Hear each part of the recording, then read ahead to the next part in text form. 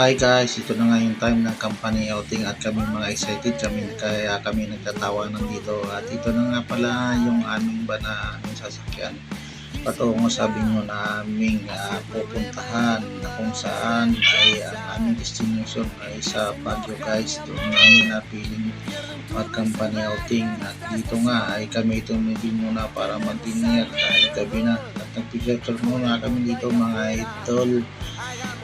Tokyo. Oh, sige. Sunod ako, ikilipat ko rito. Maluwag ba dyan, Min? Sige, Min. Ito muna tayo. Tokyo. Tayo mag-dinner.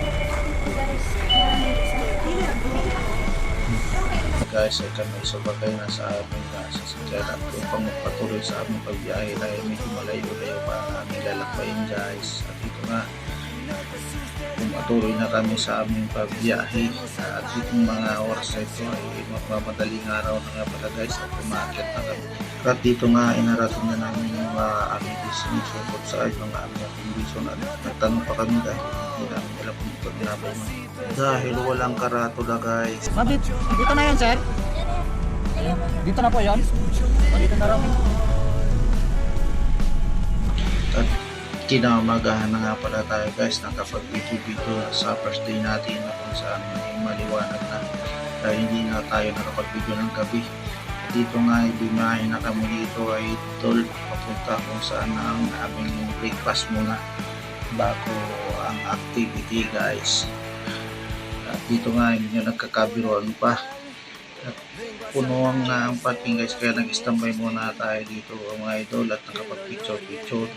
At ito nga mga time na ito ay nag-usap-usap na kami kung anong mga food ang aming orderin para pagpasok namin ay ready na kung saan ay nando na ang aming food sa table guys. At dito na ngayon napakalaki ng mga order nila at nagpa-picture muna nga kami dito guys kay kuya para mayroon kaming remembrance dito. At dito na nga at nag-video na uli dito si Papa Josh at maganda ang kuha. Kita ko kuya. Sila kakagod.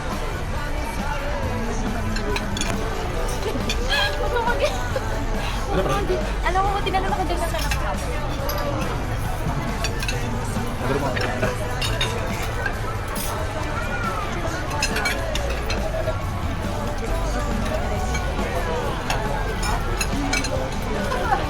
Para sa kansaw.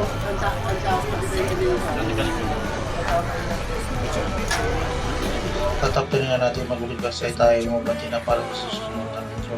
At kung narating mo ang tulong mga intro guys, like and share naman at abangan ang part 2. Thank you.